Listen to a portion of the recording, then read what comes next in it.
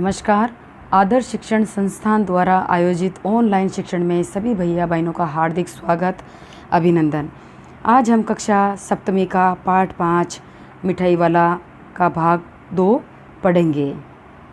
इस वीडियो में पिछले वीडियो में हमने देखा कि एक व्यक्ति जो शहर के अंदर खिलौने लेकर आया था और बहुत ही कम दाम के अंदर वो बच्चों को खिलौने दे करके जा रहा था।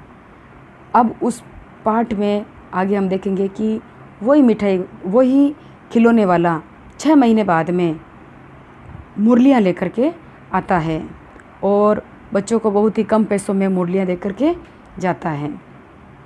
6 महीने बाद नगर भर में 2-4 दिनों से एक मुरली वाले के आने का समाचार फैल गया। लोग कहने लगे, भाई वाह, मुरली बजाने में वह एक ही उस्ताद है। मुरली बजाकर गाना सुनाकर वह मुरली बेचता भी है, सो भी 2-2 पैसे में। भला इसमें उसे क्या मिलता होगा? मेहनत भी तो न आती होगी। अब वही व्यक्ति है जो पहले 6 महीने पहले जो खिलौने लेकर आया था, वो मुरलियाँ लेकर आया और पूरा जो गांव है, नगर है, वो सभी ना उसकी वो मुरली बजा भी रहा था और बेच भी रहा था। ठीक है ना। तो लोग उसकी मुरली की जो आवाज़ है वो सुन करके और उसकी तारीफ़ करते थे कि वो बड़ा ही मुरली बजाने में बड़ा ही उस्ताद है, होशियार आदमी है और बड़े कम पैसों में 2-2 पैसे में मुरलियाँ दे करके जा रहा। इतने कम पैसों में उसकी मेहनत भी लागत भी वसूल नहीं होती होगी उससे। तब एक व्यक्ति ने पूछ लिया, कैसा है वह मुरली वाला? मैंने तो उसे नहीं देखा। तो वापस में उसको उत्तर मिला कि उम्र तो उसकी अभी अधिक नहीं होगी, यही 30-32 का होगा, दुबला पतला गोरा युवक, बीकानेरी रंगीन साफा बांधता है। तब वापस वो व्यक्ति, दूसरा वाला व्यक्ति कहता है, वही तो नहीं जो पहले खिलौने बेचा करता था? क्या वह पहले खिलौने भी बेचा करता था? तो उस दूसरे व्यक्ति ने उससे वापस पूछा कि क्या वह पहले खिलौने भी लेकर आया था? हाँ, जो आकार प्रकार तुमने बताया उसी प्रकार का वह भी था। तो वही होगा पर भाई वह है एक उस्ताद कि वो बहुत ही होशियार आदमी है, बड़ा ही अच्छी ढंग से वो मुरली बजाता है। प्रतिदिन इसी प्रकार उस मुरली वाले की चर्चा होती। प्रतिदिन नगर की प्रत्येक गली में उसका मादक मृदुल स्वर सुनाई पड़ता, बच्चों को बहलाने वाला, मुरलियाँ वाला। और इसी तरह से पूरे नगरवासी उसकी चर्चा करने लगे और वो गली मोहल्ले में मुरलियाँ बेचा करता था और यही गीत गाता हुआ कि बच्चों का मन बहलाने वाला, मुरली वाला। रोहिणी ने भी मुरली वाले का यह स्वर सुना। तुरंत ही उसे खिलौने वाले का स्मरण हो आया। उसने मन ही मन कहा, खिलौने वाला भी इसी तरह गा गा कर खिलौने बेचा करता था। जैसे ही रोहिणी ने उसका स्वर सुना और रोहिणी के दिमाग के अंदर खिलौने वाले की जो छवि थी वो आ गई और वो सोचने लगी कि एक पहले व्यक्ति आता था, वो भी इसी तरह से गा गा करके और खिलौने गली मोहल्ले में घूम घूम करके खिलौने बेचा करता था। रोहिणी उठकर अपने पति विजय बाबू के पास गई। जरा उस मुरली वाले को बुलाओ तो चुन्नू मुन्नू के लिए ले लूँ। और रोहिणी अपने पति, जिनका नाम है विजय बाबू, उनके पास जाती है और वो कहती है कि मुरली वाले को थोड़ी आवाज़ दो ताकि मैं अपने बच्चों के लिए मुरली ले लूँ। क्या पता ये फिर इधर आए न आए। वह भी जान पड़ता है पार्क में खेलने निकल गए। और वो कहती है अपने पति से क्या पता वापस इधर आए न आए, बच्चे भी पार्क में खेलने के लिए चले गए हैं। विजय बाबू एक समाचार पत्र पढ़ रहे थे।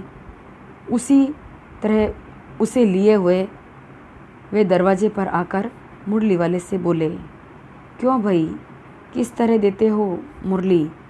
और मुरली वाले को बुलाया और उनसे उसके दाम पूछने लगे कि भाई किस तरह से मुरलियाँ देते हो।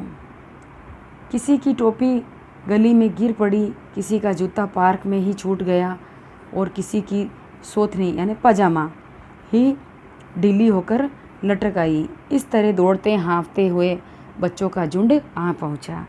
जैसे ही विजय बाबू ने मुरली वाले को रुकाया और पार्क में खेलते हुए बच्चे दौड़ते हुए वहाँ पर मुरली वाले के पास में आ गए। और छोटे बच्चे होते हैं तो उनको ये सुध बुध नहीं रहती है कि उनकी चप्पल कहाँ है, उनकी टोपी कहाँ है। दौड़ते हुए आ गए।